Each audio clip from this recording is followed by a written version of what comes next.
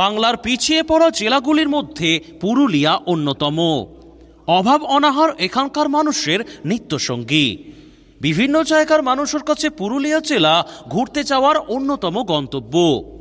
এখানে ঘুরতে এলে আপনি দেখতে পাবেন পাহাড়, ঝর্ণা, জলাধার, পলাশ ফুল, ময়ূর, ছৌ নাচ।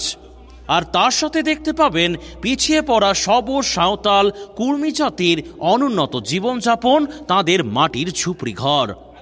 মূলত জঙ্গল থেকে কাঠ পাতা সংগ্রহ করে এবং দিনমজুরি করেই তারা নিজেদের জীবনে জীবিকা নির্বাহ করেন। এখানকার কৃষিজমি অত্যন্ত রুক্ষ শুষ্ক হওয়ায় চাষবাস বিশেষ হয় না বললেই চলে। চাষযোগ্য জমিতে প্রধানত ধান, ভুট্টা ও শাকসবজির চাষ হয়ে থাকে। আলু আসে বাঁকুড়া ও পশ্চিম মেদিনীপুর জেলা থেকে। তবে বর্তমানে কিছু কিছু জায়গায় আলুর চাষও শুরু হয়েছে এই পুরুলিয়াতে। নমস্কার, আপনারা দেখছেন ইন্ডিয়া পটেটো নিউজ। আর আজ আমরা আপনাদের দেখাবো পুরুলিয়া জেলার অযোধ্যা পাহাড়ের উপরে কিভাবে হচ্ছে আলুর চাষ। দর্শক বন্ধু, চ্যানেলে নতুন হলে ইউটিউব চ্যানেলটি সাবস্ক্রাইব করবেন ও ফেসবুক পেজটি ফলো করবেন। শীতের কনকনে ঠান্ডা সকালবেলায় আমরা এই মুহূর্তে রয়েছি পশ্চিমবঙ্গের পুরুলিয়া জেলার অযোধ্যা পাহাড়ের একদম ওপরে। সব থেকে অবিশ্বাস্য জিনিস এটা আমাদের এখন এই মুহূর্তে লাগছে, দেখুন পাহাড়ের ওপরেও কিন্তু আলুর চাষ দেখা যাচ্ছে। সেই আলু, যে আলু আপনি মাংস ঝোলের সাথে খান, সেই আলু যে আলু আপনি ঠান্ডা ঘরে বসে আলু ভাতে মেখে খান। তাহলে এক কথায় বলা যেতেই পারে যে পুরুলিয়াতে আমরা কিন্তু এই মুহূর্তে দেখতে পাচ্ছি আলুর গাছ।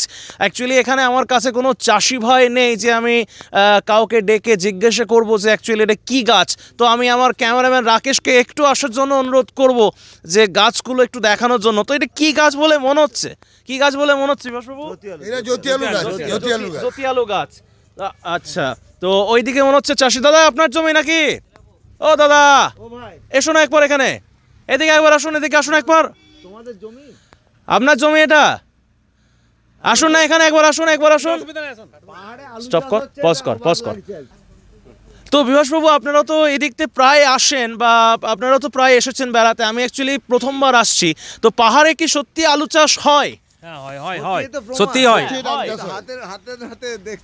মানে এটা কি মানে শুধুমাত্র এনারা নিজেরা খাওয়ার জন্য চাষ করে থাকেন? মূলত খাওয়ার জন্য চাষ করে থাকে, খাওয়ার জন্য বা বেশিরভাগ কিছুটা বিক্রির জন্য। মূলত যেহেতু এখান থেকে অনেকটা নিচে যেহেতু বাজার, সেই জন্য এনারা মূলত চাষ করে থাকেন। এর মানে কি একটু অল্প জায়গা জুড়ে হয় না, অনেকটা বিস্তীর্ণ এলাকা জুড়ে অল্প স্বল্প চাষ এখানে হয় এবং যেটা নিজেদের জন্যই করে। এবারে যদি বাড়তি হয় সেটা তো লোকাল মার্কেটেই বিক্রি করে। আচ্ছা, মানে একটা অবিশ্বাস্যকর জিনিস কিন্তু আমরা দেখতে পাচ্ছি। ঘরটা একটু বাচ্চাগুলোকে একটু দেখাও, এদিকটা গ্রাম্য পরিবেশ।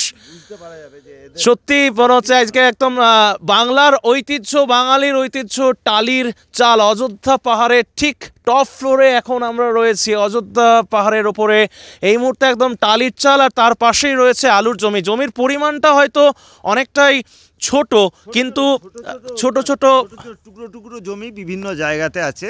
এই ওইদিকে আছে, আরো ওইদিকে আছে, এবং টপ ফ্লোরে। এবং গাছের অবস্থা আপনারা দেখুন, দারুণ, কিন্তু অসাধারণ। এবং এর থেকে বলা যেতেই পারে যেগুলো কিন্তু ক্যাটি না হলেও মোটামুটি যদি আবহাওয়াটা ভালো থাকে, আমার মনে হয় এখানে যথেষ্ট ভালো পরিমাণ এখানে আলুর সাইজটা হতে পারে। তাহলে কি আগামী দিনে কি তাহলে পুরুলিয়া জেলাতে চাষ করাবেন আপনারা? সেই ধরনের সম্ভাবনা আছে। হ্যাঁ, সেই ধরনের আলু চাষের সম্ভাবনা আমরা দেখতে পাচ্ছি। পুরুলিয়াতে চাষ অনেক জায়গাতেই চাষ হয়, আলুর চাষ হয়, মানে সেটা লোকালেই খাওয়া হয়ে যায়। আবার ওইদিকে দেখা যাচ্ছে কিন্তু টমেটো গাছ। একবার চলো রাকেশ, একবার আমার সাথে আসার জন্য অনুরোধ করব। টমেটো গাছ কিন্তু এখানে রয়েছে, আসার মানে দারুণ ব্যাপার। এখানে কিন্তু একদম টপ, এটা কিন্তু পাহাড়ের ওপর, চারদিকে বিস্তীর্ণ এলাকা জুড়ে। এটা যেটা আমরা এখন এই মুহূর্তে রয়েছে, এটা কিন্তু পুরোটাই পাহাড়। ওইদিকে দেখুন দূরে দেখা যাচ্ছে আলু গাছ, বা এখানে সর্ষে, ব্যাপক পরিমাণ সর্ষে আর আখের গাছ দেখলাম এখানে এসে। সত্যি দারুণ লাগলো। আখ চাষে বিখ্যাত সিরকাবাদের আখ চাষ বিখ্যাত, পুরুলিয়ার সিরকাবাদ। তো অসাধারণ একটা জিনিস, আমরা একটা নতুন জিনিস দেখতে পেলাম যে পাহাড়ের ওপর আলু চাষ হচ্ছে। সত্যি অবিশ্বাস্যকর জিনিস। আর হ্যাঁ, তার সাথে সর্ষে আছে, রয়েছে আখ। কিন্তু আরো দুর্ভাগ্যের বিষয়ে চাষি ভাইকে পেলাম না যে একটু চাষির কাছ থেকে এই বিষয়টা সম্পর্কে জানবো। যেহেতু আজকে এখানে একটা অন্য কাজের পারপাসে এসেছি। তো ভিডিওটা কেমন লাগলো অবশ্যই কমেন্ট করে জানান। আর সত্যি কি আগামী দিনে এই পাহাড়ের মতো একটা মানে আমরা যেটাকে বলি যে অনুন্নত এলাকা, সেই অনুন্নত এলাকাতে কি সত্যি পাহাড়ের ওপর আলু চাষ কি সম্ভব? আপনারা কমেন্ট করে জানান। এই ভিডিওটা ভালো লাগলে অবশ্যই লাইক করবেন, কমেন্ট করবেন। এখানে অনেকজনকে পেয়ে গেছে। তোমরা লোকালের? বলছি এখানে তো আমরা দেখতে পাচ্ছি আলু চাষ হচ্ছে, এখানে কি সত্যি আলু চাষ এই জায়গাটা ছাড়া আরও অন্যান্য জায়গাতেও হয়? হ্যাঁ, এই জায়গায় ছাড়াও আর অন্যান্য জায়গায় পাহাড়ে অনেকগুলো গ্রাম রয়েছে, প্রায় 84টার মতো গ্রাম রয়েছে। সমস্ত জায়গায় আলুর চাষ থেকে শুরু করে এখানে কোথাও টমেটো যদি না পাওয়া যায়, এখানে পাহাড়ের টমেটো বিখ্যাত, প্রচণ্ড পরিমাণে টমেটো হয়। এখান থেকে বাইরে বাইরে নিয়ে যাই বিক্রি করার জন্য। আলু থেকে শুরু করে অনেক কিছুই চাষ হয় এখানে, সর্ষের চাষ, আলু চাষ, সমস্ত রকমের চাষ হয়। আখ চাষ এখানে নয়, এখান থেকে কিছুটা দূরে প্রায় 14 থেকে 15 কিলোমিটার দূরে সিরকাবাদ বলে গ্রাম আছে, সেখানে প্রচণ্ড পরিমাণে আখ চাষ হয়। ওই যে গাছটা আমরা দেখছি ওটা কি মানে জ্যোতি আলুর গাছ? জ্যোতি গাছ? জ্যোতি ছাড়া আর কি কি আলু চাষ হয় এখানে মূলত? এইখানে আপনার মনে করুন লাল আলু চাষ হয়, সাদা আলু চাষ হয়, হ্যাঁ মিষ্টি আলু, লাল আলু, অনেক ধরনের চাষ হয়। বিশেষ করে লাল আর সাদা আলু দুটো চাষ হয় আর কি। আচ্ছা, মানে একটা সময় যে পাহাড়কে মানুষ অনুন্নত বলে জানতো, আজকে সেই পাহাড়েও কিন্তু আলু চাষ হচ্ছে। অবিশ্বাস্যকর জিনিসটা, মানে আখ বা অন্যান্য সব কিছুর থেকে মানে আখটা সব থেকে বেশি চাষ হয়, তারপর আলুর চাষ হয় নাকি? আপনার ব্যক্তিগত আলু জমি রয়েছে নাকি আপনার? আমার ব্যক্তিগত ধানের জমি রয়েছে, আমি ধান চাষ করি। হ্যাঁ, এই পাহাড়ের উপর ধান চাষ হয়? হ্যাঁ, পাহাড়ের উপরে অনেক ধান চাষ হয়। আচ্ছা, এখানে জলের ব্যবস্থাটা কিভাবে আসে, মানে জল সেচ কিভাবে হয়? জলের সেচ এখানে ঝর্ণার জল পাওয়া যাচ্ছে অ্যাভেলেবেল। ঝর্ণা থেকে পাহাড়ের দুদিকে পাহাড়, মাঝখানে নদী বয়ে গেছে, সেখান থেকে অ্যাভেলেবেল জল পাওয়া যাচ্ছে। তারপর কল রয়েছে, সরকার থেকে কুঁয়ো দিয়েছে। বিভিন্ন ধরনের জলের কোনো অসুবিধা নেই পাহাড়ি অঞ্চলে, এবং এখানকার জল খেতেও খুব মিষ্টি।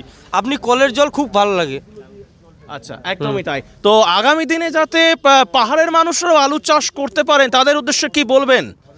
আমি তাদের উদ্দেশ্যে বলতে চাইছি যে সরকার থেকে, এখান থেকে বিডিও অফিসে তারা যারা আলু চাষ করতে চাইছেন, জলের যাদের সমস্যা আছে তারা অভিযোগ করুন। অবশ্যই তারা কুঁয়ো বা বিভিন্ন ধরনের সরকার থেকে যে স্কিম আছে তারা সেই স্কিম পাবে, এবং তারা চাষের জন্য সরকার সহযোগিতা করবে। আমাদের কিষাণ মান্ডি রয়েছে বাঘমুন্ডিতে, সেখান থেকে যদি যাই কাগজপত্র নিয়ে তারা সহযোগী করবে, এবং লোনও দিচ্ছে বিভিন্ন ধরনের। যারা লোন নিতে চান আদিবাসীদেরকে বিশেষভাবে, তারা লোনও পাচ্ছে এখান থেকে চাষের জন্য।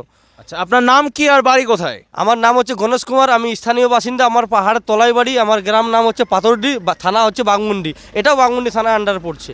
আচ্ছা, থ্যাংক ইউ দাদা, থ্যাংক ইউ আপনাদের সবাইকে। তো ভিডিওটা একদম, এই ভিডিওটা কেমন লাগলো অবশ্যই জানাবেন। আর এই ভিডিওটা ভালো লাগলে অবশ্যই শেয়ার করবেন, ধুমধাম করে শেয়ার করবেন, যাতে প্রত্যেকটি আলু চাষি এবং ব্যবসায়ী বন্ধুদের কাছে ভিডিওটি পৌঁছে যায়। ততক্ষণের জন্য ভালো থাকবেন, দেখা হচ্ছে আপনাদের সঙ্গে পরবর্তী প্রতিবেদনে। জয় হিন্দ, জয় কিষান। আলুর সব খবর এখন একটা অ্যাপেই। আলুর প্রাত্যহিক বাজার দর, আলুর সর্বভারতীয় বাজার দর, আলুর সকালের বাজার দর, লোডিং আনলোডিং রিপোর্ট, বিগত 10 বছরের আলুর তথ্য, সারা ভারতবর্ষের 20,000 আলু চাষী ও ব্যবসায়ীদের তথ্য এখন আপনার হাতের মুঠোয়। প্লে স্টোর থেকে আজই ডাউনলোড করুন India potato market rate app. 2012 সাল থেকে প্রতি মুহূর্তে আপনার সঙ্গে।